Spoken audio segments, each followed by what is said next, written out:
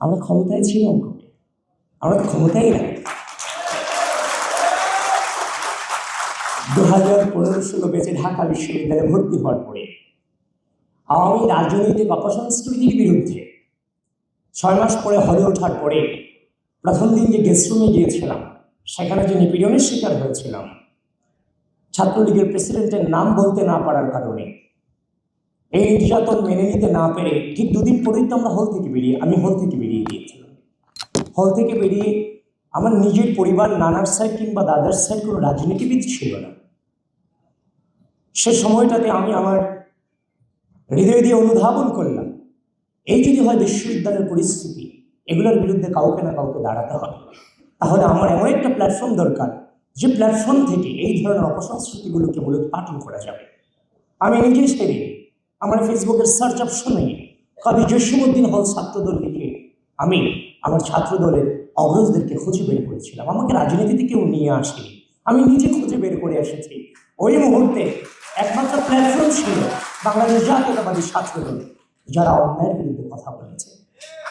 সুতরাং পুরোটা সময় তো ছিলাম নির্যাতিত, নিপীড়িত, নিষ্পেষিত। এই যে 2016 সাল থেকে লড়াই শুরু হয়েছে, এই 24-এর গণঅভ্যুত্থানের পরবর্তী সময় পর্যন্ত, এই দামি নির্বাচন হয়েছে 2024 পর্যন্ত, আপনি আর একটা ছাত্র সংগঠনকে আপনি দেখাতে পারবেন যারা হাসিনার বিরুদ্ধে রাজপথে নেমে বলেছিল step down Hasina, no more Hasina? দেখাতে পারবেন না। সকালে আমরা ঘুম থেকে উঠে বের হতাম যে অবরোধ সফল করতে হবে, হরতাল আমাদেরকে সফল করতে হবে। সে সময় আমরা 20 জন 25 জন মিছিল করতাম। এই 20 জন 25 জনের মিছিল নিয়ে আজকের অনেক ক্ষমতাসীনরা মকারি করতেন যে তাদেরকে দিয়ে কিছু হবে না। কিন্তু বিশ্বাস করেন, এই 20 জন 25 জনের একজনই কিন্তু 14 তারিখ রাতে রাজু ভাস্কর্যের পাদদেশ থেকে হাসিনাকে গোটা বাংলাদেশের স্বৈরাচার শব্দে প্রতিষ্ঠিত করেছিল। রাজনীতি সকলে করবে না, কিন্তু রাজনীতিতে কোয়ালিটি প্রয়োজন। একজন জেনারেল স্টুডেন্টের পক্ষে ফ্যাসিবাদকে সরাসরি স্বৈরাচার বলা তখন আসলে সম্ভব ছিল না। জেনারেল স্টুডেন্টরা নেমে ছিল বলেই গণঅভ্যুত্থান সফল হয়েছিল। কিন্তু জেনারেল স্টুডেন্টদের মাঝে মিশে হাসিনাকে স্বৈরাচার শব্দে প্রতিষ্ঠিত করার লক্ষ্যে ওই রাজনৈতিক ছেলেটাই কিন্তু হাসিনাকে স্বৈরাচার শব্দ উচ্চারণ করেছিল, যেখানে জেনারেল স্টুডেন্টরা তার সাথে গলা মিলিয়েছে। সুতরাং আমাদের কণ্ঠে আমরা হাসিনাকে স্বৈরাচার শব্দে প্রতিষ্ঠিত করেছি এবং গোটা জাতিকে শিখিয়েছি।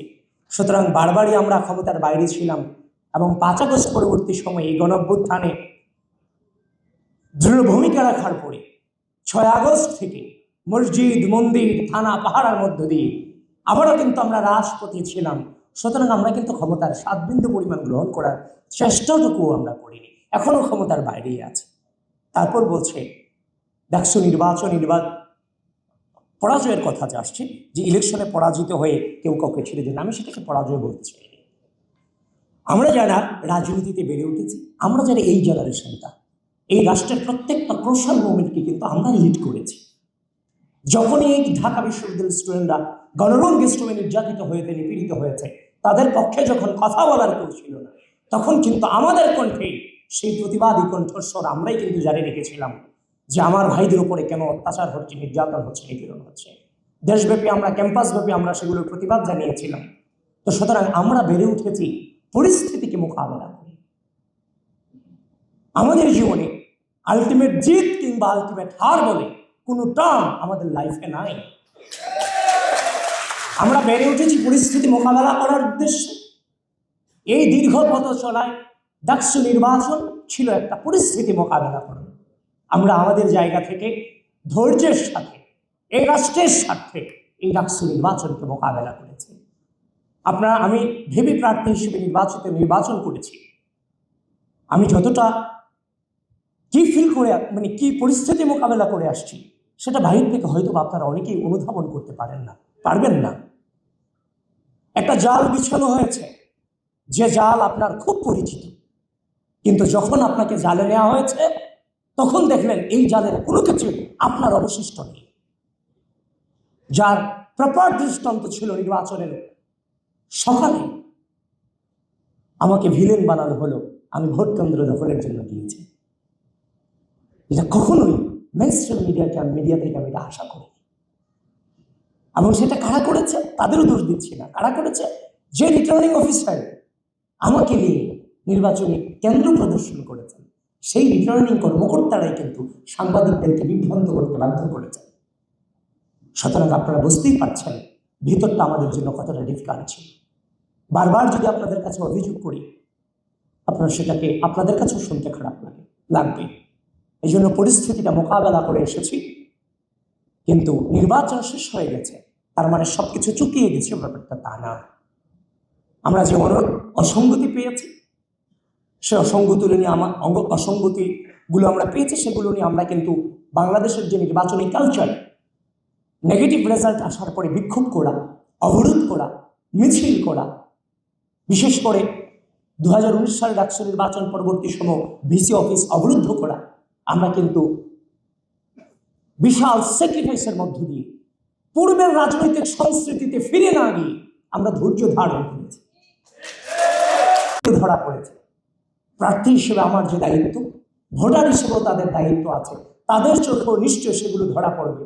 আমার চোখে একদিন আগে পড়েছে, তাদের চোখে দুদিন পরে পড়বে। আমরা ধৈর্য ধারণ করেছি যে তাদের পক্ষ থেকে হয়তোবা কোশ্চেনগুলো উঠবে। ইতিমধ্যেই কোশ্চেন উঠেছে, আমরাও তাদের সাথে কণ্ঠ মেলাচ্ছি। খুব দ্রুতই এই নির্বাচন সংক্রান্ত বিষয়ে আমরা আমাদের অবস্থান ক্লিয়ার করব। 2019 সালে ডাকসু নির্বাচনকে নিয়ে এখনো পর্যন্ত কিন্তু কথা হচ্ছে। সুতরাং 2025 সালে ডাকসু নির্বাচন সবেমাত্র সংগঠিত হয়েছে। যদি কিন্তু ছাড়া সেখানেও যদি কোনো প্রকারের যে অভিযোগগুলো এসেছে সেগুলোর যদি প্রপার জবাব বিশ্ববিদ্যালয় প্রশাসন এবং নির্বাচন কমিশন দিতে না পারে, তাহলে এই 2025 সালের ডাকসু নির্বাচনকে নিয়েও পুনরায় বিবেচনা করার সুযোগ অবশ্যই আছে এবং সেটা আমরা আদায় করব ইনশাআল্লাহ। সুতরাং পরাজিত বলতে কোনো ওয়ার্ড আমাদের কাছে নেই, কারণ সব কিছু চুকিয়ে যায়নি, অনেক কিছুই বাকি আছে। আর আমাদের জীবনে আলটিমেটলি জয় পরাজয় বলতে কোনো ডেস্টিনেশন নেই, আমরা পরিস্থিতি মোকাবেলা করার জন্য বড় হয়েছে। এবার অনুতাপ হবে কিনা যে বিশ্ববিদ্যালয়ের শিক্ষার্থীদের, দেখেন আমরা যে অসম লড়াই করেছি, আমাদের সেই অসম লড়াই কিন্তু আমাদের পারিবারিক আমাদের যে পারিবারিক সদস্যরা তারাও কিন্তু একটা সময় বিরক্ত হয়েছে। তো সুতরাং হচ্ছে যে আমাদের কাজের মধ্য দিয়ে কে উপভোগ করবে, কে বিরক্ত হবে, সেটার দিক কোনো মানুষের মানে আলটিমেটলি হচ্ছে যে খুব সাময়িক আনন্দের মানুষ আনন্দ পাবে কিংবা আমাকে প্রশংসা করবে এই চিন্তা করে আমরা কাজ করি না। আমরা চিন্তা করি পরিস্থিতি আমাদের কাছ থেকে কি চায় সেটা নির্ভর করে আমরা সামনে এগিয়ে যাই। সুতরাং এতকাল পর্যন্ত এই বিশ্ববিদ্যালয়ের মাটিতে ভালো কাজ প্রতিষ্ঠিত করার কিংবা শিক্ষাঙ্গনকে প্রপারলি শিক্ষা প্রতিষ্ঠানে রূপান্তরিত করার পরিবেশ ছিল না। সেটা পরিবেশ ফিরিয়ে আনবার জন্য হাসিনার পতন প্রয়োজন ছিল। আমরা দীর্ঘ সংগ্রাম লড়াইয়ের মধ্য দিয়ে ফ্যাসিস্ট হাসিনাকে সম্মিলিতভাবে এই রাষ্ট্র থেকে উৎখাত করতে পেরেছি। এই দীর্ঘ সময় ধরে দেখেন আমরা রাজপথে ছিলাম। 5 আগস্ট পূর্ববর্তী সময়ে সাধারণ শিক্ষার্থীদের সাথে আমরা মিশতে পারিনি ফ্যাসিস্ট হাসিনার কারণে, এবং 5 আগস্ট পরবর্তী সময়ে একটা অদৃশ্য শক্তি রাজনীতির বিরুদ্ধে রাজনীতি করে আমাদেরকে সাধারণ শিক্ষার্থীদের কাছ থেকে দূরে রাখার অপচেষ্টা চালিয়েছিল। সেটার জন্য পারেনি, কিন্তু এই ডাকসু নির্বাচনের মধ্য দিয়ে আপনারা দেখেছেন যে সাধারণ শিক্ষার্থীদের বেশি সবগুলো ক্যাম্পাসে কারা আধিপত্য বিস্তার করেছে। সুতরাং সব কিছু কাটিয়ে উঠেছি আমরা সামনে আমাদের যে ইশতেহার প্রদান করেছি, 10 দফার যে ইশতেহার প্রদান করেছি সেটা নিয়ে আমাদের কার্যক্রম অব্যাহত থাকবে। হাসিনার পতনের প্রয়োজন ছিল, সেখানে আমাদের প্রকাশ্য ভূমিকা ছিল দীর্ঘ সময় ধরে। সামনে শিক্ষাঙ্গন প্রপার শিক্ষাঙ্গন গড়ে তোলবার জন্য আমরা 10 দফা ইশতেহার দিয়েছি। আমাদেরকে নিয়ে নানান ধরনের নেগেটিভ সাজাচ্ছে। সব কিছু মিলিয়ে আমি আপনাদের কাছে অনুরোধ রেখে যাই, আপনারা যেমনভাবে এই যাবৎকালে এই রাষ্ট্রের সার্বভৌমত্ব বাংলাদেশের স্বাধীনতা এই বাংলাদেশ জাতীয়তাবাদী ছাত্র দলের রক্ত এবং সাহসের উপরে টিকে ছিল, ঠিক একইভাবে পরিস্থিতি পরিবর্তন হয়েছে, ন্যারেটিভ তৈরি করতে হবে। একইভাবে যেমন আপনারা মাঠে ছিলেন, একইভাবে অনলাইনেও আপনাদের কণ্ঠস্বর জারি রাখতে হবে।